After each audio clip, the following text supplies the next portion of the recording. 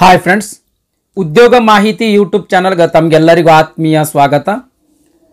ರಾಮನಗರ ಜಿಲ್ಲಾ ನ್ಯಾಯಾಲಯದಲ್ಲಿ ಖಾಲಿ ಇರುವ ಶೀಘ್ರ ಲಿಪಿಗಾರರು ಗ್ರೇಡ್ 3 ಅಂದರೆ ಸ್ಟೆನೋಗ್ರಾಫರ್ ಗ್ರೇಡ್ 3, ಬೆರಳಚ್ಚುಗಾರರು ಅಂದ್ರೆ ಟೈಪಿಸ್ಟ್, ಆಮೇಲೆ ಬೆರಳಚ್ಚು ನಕಲುಗಾರರು ಅಂದರೆ ಟೈಪಿಸ್ಟ್ ಕಮ್ ಕಾಪಿಯಸ್ಟ್, ಈ ಹುದ್ದೆಗಳ ನೇಮಕಾತಿಗಾಗಿ ಅಧಿಸೂಚನೆ ಹೊರಡಿಸಿದ್ದಾರೆ.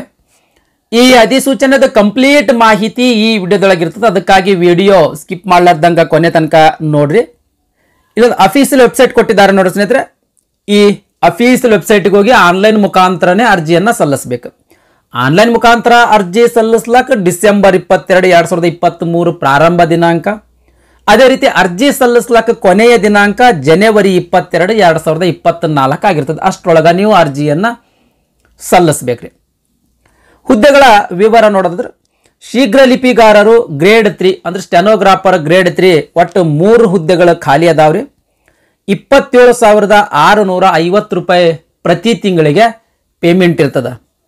ಇಲ್ಲಿ ಹುದ್ದೆಗಳ ವರ್ಗೀಕರಣ ಕೊಟ್ಟರೆ ಸ್ನೇಹಿತರೆ ದಯಮಾಡಿ ವಿಡಿಯೋ ಪಾಸ್ ಮಾಡಿ ನೋಡ್ರಿ. ಅಂದ್ರೆ ಯಾವ ಕ್ಯಾಟಗರಿಗೆ ಈ 3 ಹುದ್ದೆಗಳ ಖಾಲಿ ಅದಾವ ಅಥವಾ ಮೀಸಲಾತಿ ಅದಾವ ಅಂತ ಅನ್ನೋದ್ರ ಬಗ್ಗೆ ಮಾಹಿತಿ ಐತಿ.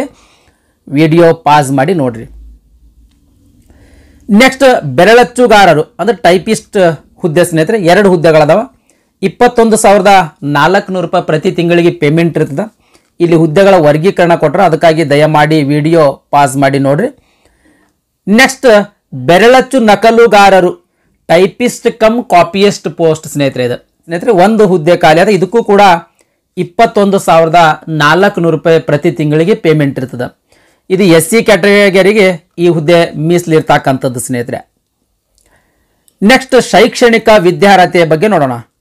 ಅಂದ್ರೆ ಈ ಹುದ್ದೆಗಳಿಗೆ ಅರ್ಜಿ ಸಲ್ಲಿಸಬೇಕಾದ್ರೆ ಎಜುಕೇಶನ್ ಕ್ವಾಲಿಫಿಕೇಶನ್ ಏನಾಗಿರಬೇಕು ಅಂತ ಅನ್ನೋದ್ರ ಬಗ್ಗೆ ನೋಡೋದಾದ್ರೆ ಸ್ಟೆನೋಗ್ರಾಫರ್ ಗ್ರೇಡ್ 3 ಈ ಹುದ್ದೆಗೆ ನೀವು ಅರ್ಜಿ ಸಲ್ಲಿಸಬೇಕಾಗಿತ್ತು ಅಂದ್ರೆ PUC ಪಾಸ್ ಮಾಡಿರಬೇಕು.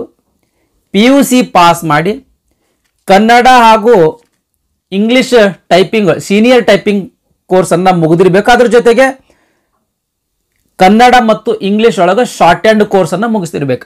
ಇವೆರಡು ಕೋರ್ಸ್ ಮುಗಿಸಿದ್ರಿ ಅಂತಂದ್ರೆ ಅರ್ಜಿಯನ್ನು ಸಲ್ಲಿಸ್ಬೋದು. ಈ ಕನ್ನಡ ಮತ್ತು ಇಂಗ್ಲಿಷ್ ಭಾಷೆಯೊಳಗೆ ಸೀನಿಯರ್ ಟೈಪಿಂಗು ಆಮೇಲೆ ಸೀನಿಯರ್ ಶಾರ್ಟ್ ಹ್ಯಾಂಡ್ ಮುಗಿಸಿದ್ದಿಲ್ಲ ಅಂತಂದ್ರೆ ಡಿಪ್ಲೊಮಾದಲ್ಲಿ ಒಂದು ಸೆಕ್ರೆಟರಿಯಲ್ ಪ್ರಾಕ್ಟೀಸ್ ಅಂತ ಒಂದು 3 ವರ್ಷದ ಕೋರ್ಸ್ ಬರ್ತದೆ. ಆ ಕೋರ್ಸ್ ಏನಾದರೂ ನೀವು ಪಾಸ್ ಮಾಡಿದ್ರಿ ಅಂತಂದ್ರೂ ಕೂಡ ಅರ್ಜಿಯನ್ನು ಸಲ್ಲಿಸಬಹುದು.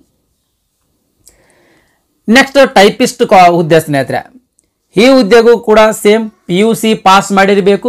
PUC ಜೊತೆಗೆ ಕನ್ನಡ ಹಾಗೂ ಇಂಗ್ಲಿಷ್ ಭಾಷೆಯೊಳಗೆ ಸೀನಿಯರ್ ಗ್ರೇಡ್ ಟೈಪಿಂಗ್ ಅನ್ನ ಪಾಸ್ ಮಾಡಿರಬೇಕು.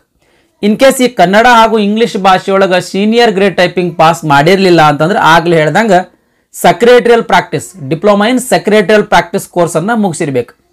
ಇವೆರಡರೊಳಗೆ ಒಂದು ಕೋರ್ಸ್ ಮುಗಿಸಿದ್ರಿ ಅಂತಂದ್ರೆ ಅರ್ಜಿಯನ್ನು ಸಲ್ಲಿಸಬಹುದು. ನೆಕ್ಸ್ಟ್ ಬೆರಳಚ್ಚು ನಕಲುಗಾರ ಅಂತ ಹುದ್ದೆ ಐತಿ ಸ್ನೇಹಿತರೆ.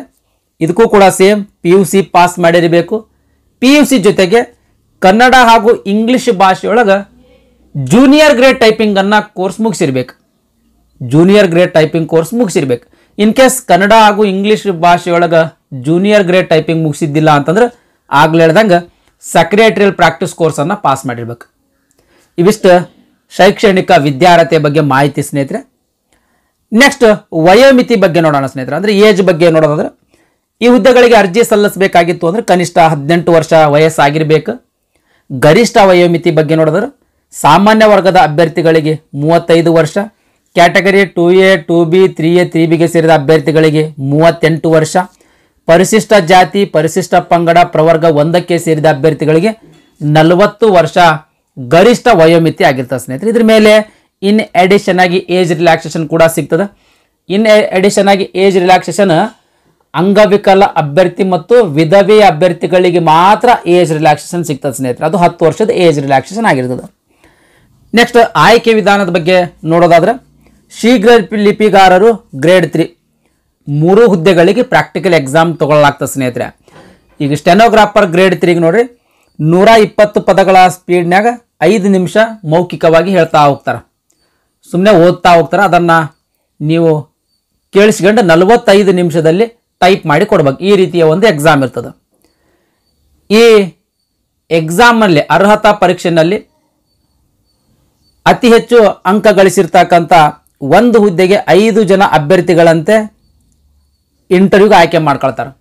ಈ ಇಂಟರ್ವ್ಯೂನಲ್ಲಿ ಪಡೆದಿರ್ತಕ್ಕಂಥ ಅಂಕಗಳ ಆಧಾರದ ಮೇಲೆ ನಿಮ್ಮನ್ನು ನೇಮಕಾತಿ ಮಾಡ್ಕೊಳ್ತಾರೆ. ನೆಕ್ಸ್ಟ್ ಬೆರಳಚ್ಚುಗಾರರ ಹುದ್ದೆ ಕೂಡ ಸೇಮ್ ಸ್ನೇಹಿತರೆ, 15 ನಿಮಿಷ ಇಲ್ಲಿ ಉಕ್ತ ಲೇಖನ ಮಾಡ್ತಾ ಹೋಗ್ತಾರೆ. ಅದನ್ನು ನೀವು ಟೈಪ್ ಮಾಡಿ ಕೊಡಬೇಕು. 100 ಅಂಕದ ಈ ಎಕ್ಸಾಮ್ಗಳು ಇರ್ತಾವೆ, ಪಾಸ್ ಆಗಬೇಕಾದ್ರೆ 50 ಮಾರ್ಕ್ಸ್ ತಗೋಬೇಕು.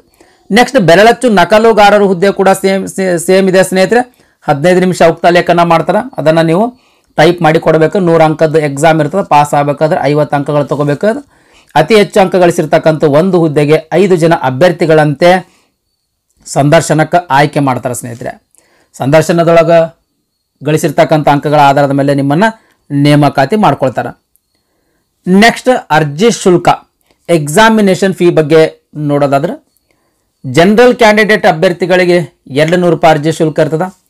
ಕ್ಯಾಟಗರಿ 2A 2B 3A 3Bಗೆ ಸೇರಿದ ಅಭ್ಯರ್ಥಿಗಳಿಗೆ 100 ರೂಪಾಯಿ ಅರ್ಜಿ ಶುಲ್ಕ ಇರ್ತದೆ.